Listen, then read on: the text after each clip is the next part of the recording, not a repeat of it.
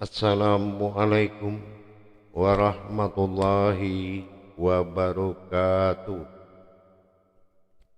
Alhamdulillah, alhamdulillahi rabbil alamin. Assalatu wassalamu ala asrafil anbiya'i wal mursalin, sayyidina wa maulana Muhammadin. Ashhadu an la ilaha illallahul malikul haqqul mubin wa ashhadu anna Muhammadan abduhu was-sadiqul wa'dal amin. Allahumma salli wa sallim wa barik wa karim azanul nabil karim ihdinil ladzi min jalalika wa innal ladzi min jamalika wa innahu min kitabika wa tahirin wal mujahidina amma ba'du ibadallah wa itaqullah. Bersyukur kita kehadirat Allah dengan mengucapkan alhamdulillahi rabbil alamin atas segala limpahan karunia rahmah dan hidayahnya, serta dengan izin dan ridhonya kita dapat bertemu, kita dapat belajar, berbimbing tangan dalam menjalankan amanah Allah, saling mengisi, saling berbagi ilmu pengetahuan demi meningkatkan iman dan ketakwaan kita kepada Allah Subhanahu wa ta'ala. Salam dan selawat takkan terlupakan, marilah sama-sama kita sampaikan kepada junjungan kita Nabi Allah, Nabiul Akhirul Zaman, Rasulullah Muhammad sallallahu alaihi wasallam. Atasnya kalimahnya kita kalamkan dengan membacakan Allahumma sholli ala sayyidina Muhammad wa ala alihi sayyidina Muhammad. Alhamdulillah, bertemu lagi dengan saya Guru Mursyid Syekh Nur Muhammad Buya Irwan Maulana Al-Khalidi, Pasaman, Sumatera Barat. Tentunya dalam makom majelis zikir ma'rifatullah di bawah naungan Yayasan Islam Hidayatul Mubarakah dalam masa syiar wadah syiar YouTube Buya Pasaman Timur, kupas tuntas hakikat ilmu amal dan ibadah. Para hadirin dan hadirat, kaum muslimin dan muslimat dimanapun berada, jamaah rahimakumullah. Insyaallah dalam waktu dan kesempatan ini saya akan berbagi wawasan tentang ketuhanan dalam masa pengenalan dalam mendirikan perintah. Memang tidak cukup kesempurnaan itu dengan menjalankan atau melakukan tanpa kita mengalami dan mengetahui hakikat, terutama hakikinya, tentang apa yang dimaksud perintah yang akan berkesinambungan dengan nilai dan hakikatnya. Di sini kita akan belajar memahami, yaitu kebenaran atau puncak kebenaran dari sifat ketuhanan, yaitu pengenalan tingkat kepada usuluddin atau usul. Karena apabila kita tidak memahami tentang ketuhanan dalam kajian usul, maka kita menjalankan atau mengerjakan tanpa ilmu, nilai keberkahan sudah pasti sangat kecil sekali. Nilai hidayahnya bahkan nyaris tidak ada. Disebabkan apa? Tidak terjadi hubungan batiniah terhadap peristiwa yang akan membuat kita kusuk. Sejarah adalah ungkapan lahiriah yang dijadikan sebagai syariat, yang mana syariat itu juga akan memperlihatkan isyarat, karena tujuan dari syariat adalah sebuah isyarat. Isyarat inilah yang menjadi keputusan kebenaran tertinggi dengan kita mengetahui peristiwa, pandangan yang menimbulkan rasa yang membuat fananya kita di dalam menjalankan nilai hakikat dari syariat tadi. Masa usul adalah dikatakan sebuah peristiwa. Peristiwa dalam masa usul ini kita memahami tentang ketuhanan. Kehadiran ketuhanan dari masa aku dalam perjalanan ini juga harus menjadi sebuah hal yang wajib dipelajari. Kenapa? Karena Islam itu din, artinya dal alif nun itu menunjukkan sebuah perjalanan besar.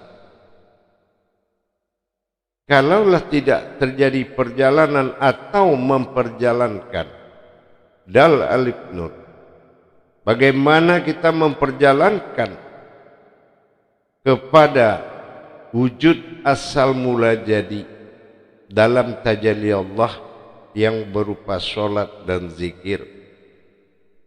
Tentulah kita harus tahu menyembah siapa dalam sholat, mengingat siapa dalam sholat, dalam ikatan batin sholat. Di dalam kita memahami usul, kita harus mendalami 3 tingkat tauhid. Kita harus melihat usul. Kenapa ada kata usul? Karena bersifat asal dengan sifat hulul. Hulul itu adalah salah satu dari sifat Tuhan, yaitu tentang kesediaan dan keinginannya bersemayam di dalam diri manusia. Itu sifat hulul. Jadi hulul ini bisa dikategorikan menuju, sifat menuju atau diperjalankan dan memperjalankan. Contoh, syariatun hulul hakikah, artinya syariat itu menuju hakikat. Kalau dia tidak menuju hakikat, maka syariat ini belum dikatakan sebuah isyarat, karena isyarat ini kemunculan hakikat dalam wujud gerak af'al. Jadi dikatakan 3 syahadat, 3 alif dalam Islam ini harus mengkaji usul. Setelah usul ada awal, setelah awal ada akhir. Usul yang dimaksud adalah sesuatu yang kita kenal dari tiada menjadi ada. Kebangkitan Tuhan terhadap keinginannya dalam menjadi Tuhan dan dijadikanlah umat, sementara umat itu adalah sesuatu yang didirikan, yang berdiri. Umat dikatakan bukan sesuatu yang datang dari jauh dan menjadi umat, tetapi sesuatu yang didatangkan dari dirinya sendiri untuk menjadi umat bagi dirinya. Maka dikatakan dalam rumus ilmu, lebur ilmu wujudlah aku, lebur aku wujudlah Muhammad, dan Muhammad itu aku juga. Ini dalam bahasa Qudsinya. Di dalam kemunculan tiga syahadat dalam kaji usul, itu yang dikatakan munculnya sesuatu yang tidak nyata menjadi nyata. Baitullah menjadi Ka'bah, ruhani menjadi jasad. Ini dikatakan hudur. Hudur itu kehadiran. Kalaulah kita gagal mendirikan hudur, kehadiran, hudurutullah, kehadiran Allah, termasuk mengenai namanya, ini akan menghilangkan peristiwa dalam mata batin yang membuat kekusukan itu akan hilang. Maka kita wajib mengkaji tiga syahadat tadi. Yang pertama, belum adanya sesuatu yang ada menjadi ada dan nyata ada, itulah Tuhan. Tetapi belum berkodrat Tuhan. Ini yang dikatakan syahadat batin. Syahadat batin ini syahadat Baitullah. Ya, pasti berwujud kepada Ka'batullah. Nah, ini yang dikatakan Al-Malikul Haqqul Mubin. Al-Haqqul Mubin, bagaimana kita mendirikan yang hak itu dengan nyata, atau dalam Qudsi disebut dengan Zahiru Rabbi. Tidak mudah memang menyatakan itu Tuhan, tapi yang tidak menyulitkan ini Tuhan. Ini dalam suatu tuangan perjalanan tajalli Allah. Di dalam kita memahami kehadiran Al-Malikul Haqqul Mubin dalam syahadat batin, maka As'adikul wa'adal amin. Nah, ini jelas pengakuan tanpa ragu-ragu, itulah diriku, itulah aku, menunjukkan dari masa dia kepada aku dengan tajalli syahadat batin, kemunculan dari alam tiada menjadi ada, wujud berwujud, dan akhirnya dia bermaujud. Ini dibutuhkan kebenaran dari kupasan kaji syahadat batin, yang mana syahadat batin akan menjadi suatu kodrat yang mana hak pada diri yang hak nyata sudah berwujud kepada sebuah wujud, sebuah diri yang wujud, diri satunya, amin. Ini yang dikatakan diri aminun. Di sini terjadi dua perkara yang belum bernama. Adanya kodrat yang hadir, hudur, dan hulul naf, amin, menuju keumatan. Sama seperti kita melaksanakan gerakan. Yang menerima pelayanan dari gerakan adalah jasad, dan yang menikmati dari jasad itu adalah diri yang memakai jasad. Ini tiga gerakan. Gerakan keumatan adalah suatu keinginan, dan gerakan Tuhan adalah suatu zahir yang terlihat, dan gerakan aku dan menikmati ketuhanan. Dalam hari ke hari ilahinas, potensi Tuhan pada diri manusia itu berlaku 24 jam. Adabnya berlaku 5 waktu. 24 kalam syahadat menunjukkan masa yang dijalankan adalah pengabdian total. Usul dalam adanya dia berwujud aku, dia dan aku adalah syahadat batin. Ini disebut syahadat tunggal. Ketunggalan telah menyampaikan adanya aku dan dia dalam kodrat amin. Setelah dia adanya hukum Baitullah. Hukum Baitullah yang kekal adalah adanya Tuhan dan adanya umat. Adanya Tuhan dan adanya umat ditentukan dengan ijab kabul. Pernyataan sahnya adanya umat dan adanya Tuhan dengan berdirinya syahadat tauhudun. Apa syahadat tauhudun? Berwujud kodrat. Allahudun wal Muhammadun. Nah ini dikatakan asyhadu an la ilaha illallah wa asyhadu anna Muhammadan abduhu wa rasuluh. Ini namanya syahadat tauhudun.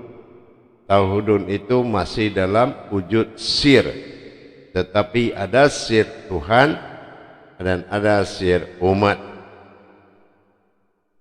Inilah yang menjadi paduan penyatuan kodrat ketuhanan dan keumatan tadi yang harus diimani. Syahadat batin. Syahadat batin dengan syahadat tauhudun, syahadat hayat sir, menyatakan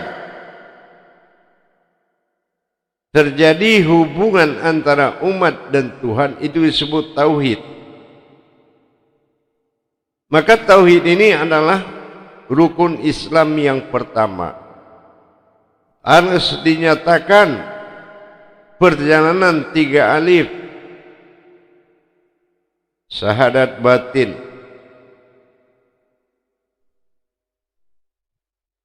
Dikatakan terwujud kepada adanya umat, adanya Tuhan di dalam maqam tauhudun.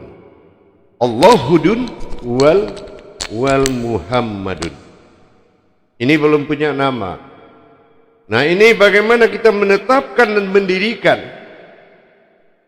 yang tidak ada menjadi ada, syahadat batin dan tauhudun syahadat hayat sir rahasia. Allahudun wal Muhammadun, tentunya dengan la maujudun. Artinya semua yang maujud adalah batin. Inilah yang harus diimani pada perjalanan langkah ketiga, yaitu masa awal. Masa awal itu adalah ikhra, ada pernyataan, katakanlah. Ada pernyataan, katakanlah. Nah, disinilah pernyataan iman, bahwasannya asyhadu an la ilaha illallah wa asyhadu anna Muhammad Rasulullah. Ini iman. Tetapi kalau kita tidak masuk kepada usulnya terlebih dahulu, dalam masa ketunggalannya, dia hadirkan sebuah diri yang mana diri ini menjadi sesuatu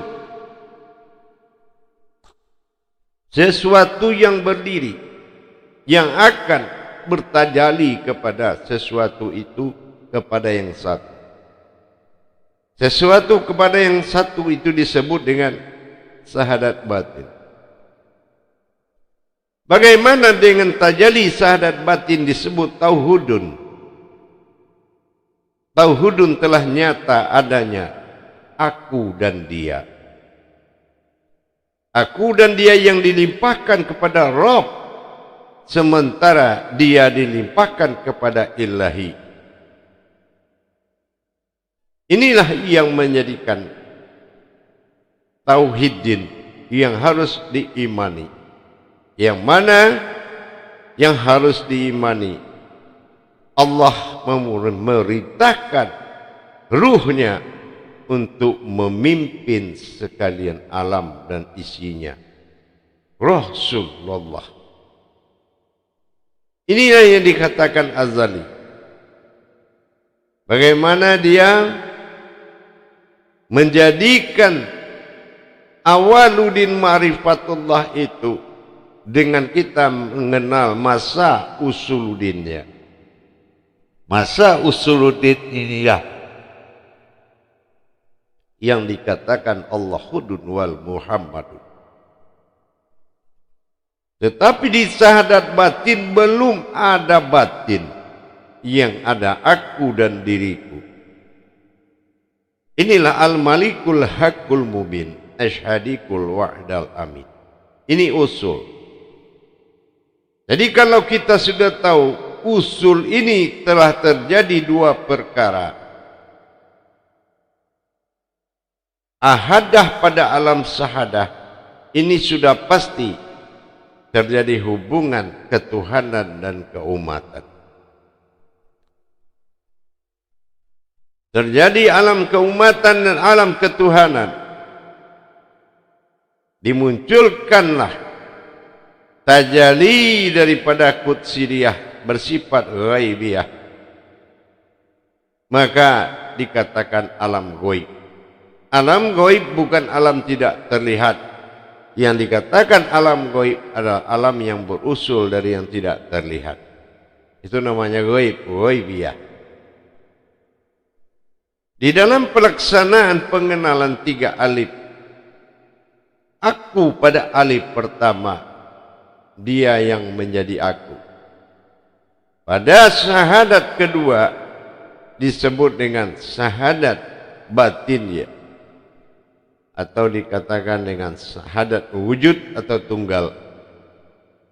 Ini ada pernyataan ada aku dan dia dengan kehadiranku di syahadat batin, baru masuk syahadat tunggal. Allahudun wal Muhammadun, sama-sama alif doma'u. Barulah ada pengimanan terhadap kezahiran syahadat. Dalam masa tajalli din, maka kita akan mengimani hubungan antara Tuhan dengan umat dalam zahir Allah dan Muhammad. Sebagai wujudnya, kita wajib mengenang peristiwa itu untuk membuat pernyataan syahadat, untuk mendirikan syahadat mutlak. Apa syahadat mutlak? Sudah zahir pasti Allah, sudah berwujud pasti Muhammad, nama daripada ruhnya Allah. Ruh yang ditiupkan adalah Muhammad yang menjadi khadim azali, yang menjadi asal usul dari semuanya. Baru kita melihat alam akhir. Apa alam akhir? Allah fil awalun, wallahi wa fil akhirun. Alam awal, alam akhir, itulah aku. Kembali aku kepada aku. Kembali alif kepada alif. Dan dia akan mengalami masa wahid yang diberangkatkan dari masa ahad. Ini yang namanya masa akhir. Tetapi akhir ini adalah awal bagi dia. Tapi akhir bagi aku, awal bagi dia. Jadi kalau kita ingin memahami sebuah nilai kewujudan Tuhan, maka di sini kita wajib mendirikan peristiwa itu dalam sejarah yang telah dikaji. 3 alif, 3 syahadat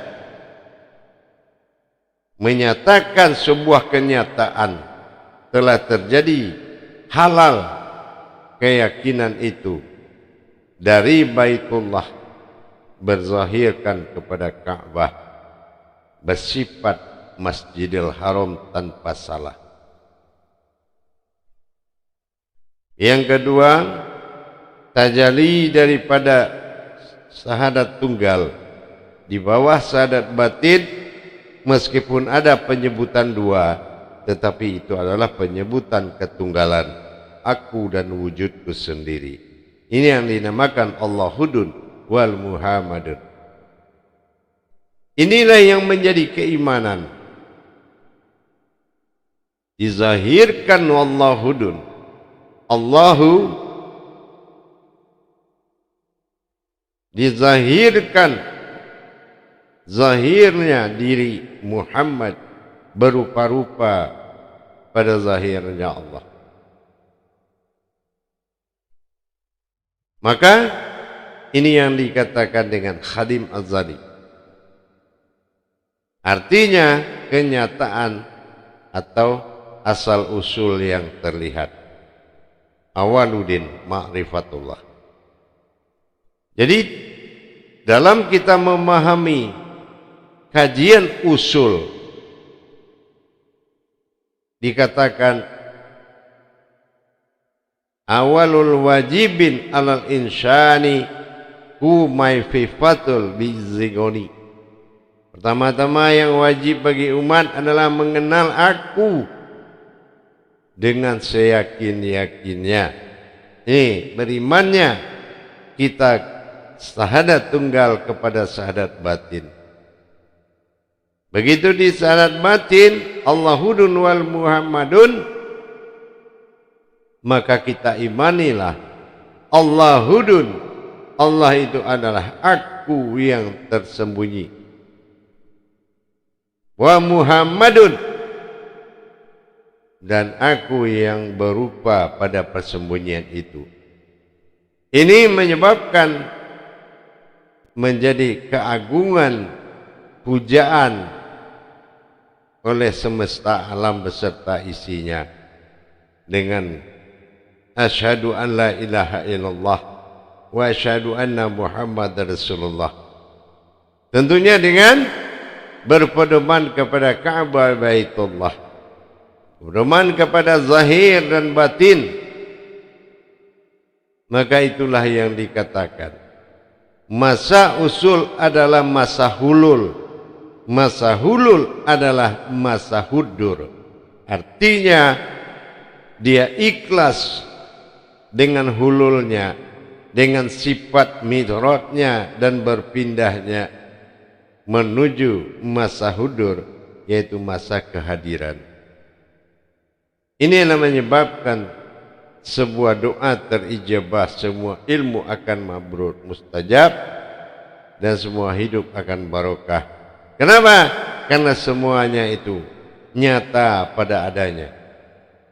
Dengan kita memahami 3 syahadat mutlak, sehingga kita sudah bisa memahami kemunculan adalah kedatanganku, hudur. Maka jalan ayat akan muncul dari tempat kedatanganku untuk menuju hayatnya. Inilah awaluddin ma'rifatullah. Dan akhir daripada perjalanan, akhiruddinnya, inna lillahi wa inna ilaihi raji'un. Alif domah u akan kembali berdiri sendiri tanpa memerintah, tanpa diperintah, tetapi selalu memberi. Jamaah yang dirahmati Allah, kaum muslimin dan muslimat rahimakumullah. Jadi wajib bagi kita mengenal masa usul, bagaimana adanya Tuhan, bagaimana adanya umat, bagaimana mempertemukan Tuhan dan umat dalam wujud yang sama. Inilah iman yang bertingkat. Imanuddin mengimani segala perjalanan syariatnya, hakikat, warikat dan ma'rifatnya. Imanullah mengimani syahadat tunggal, sehingga kita tahu Allah dan Muhammad satu kesatuan. Ahmad satu kesatuan yang menjadi Ahmad. Adalah sifat diri, asal daripada diri, sementara Muhammad sifat ketuhanan diri yang dipuji oleh para diri. Dan terakhir, kembali diri pada diri, kembali Tuhan menjadi Tuhan. Ini yang dinamakan pada syahadat akhir.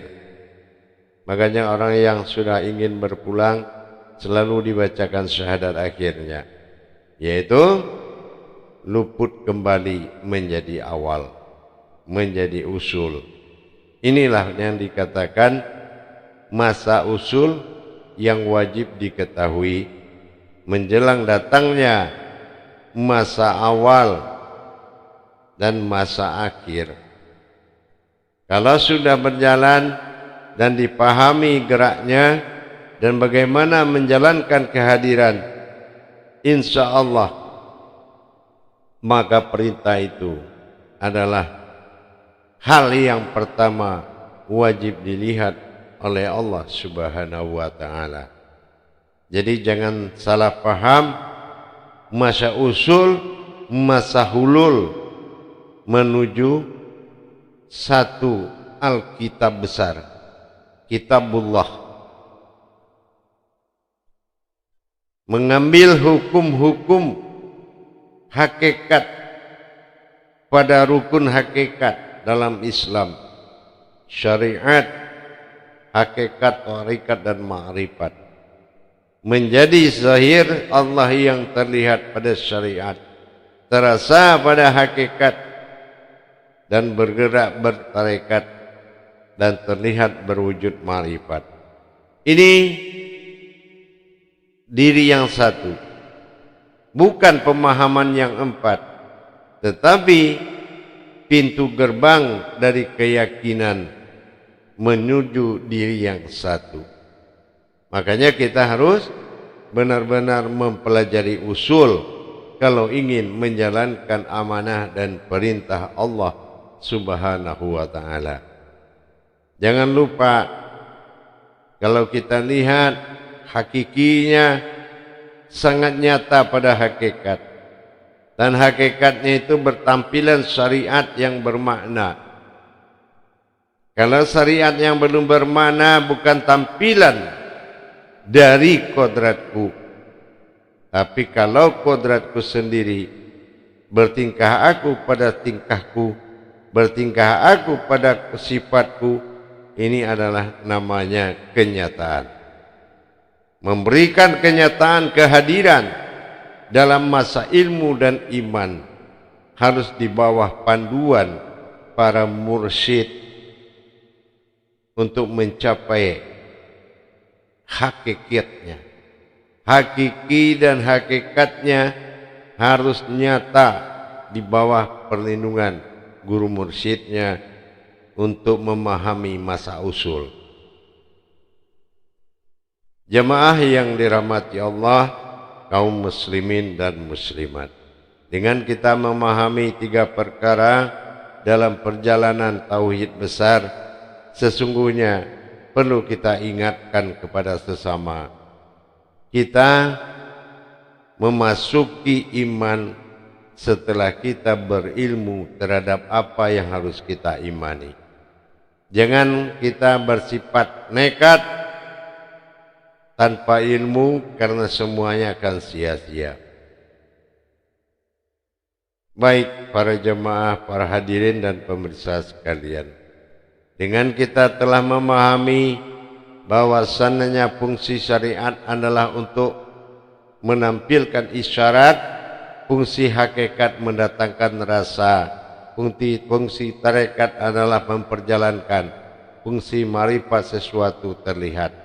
Ini adalah batang tubuh al-haqqullah, yaitu mubin, ini yang nyata. Batang tubuh yang nyata al-malikul haqqul mubin berdiri pada 4 perkara.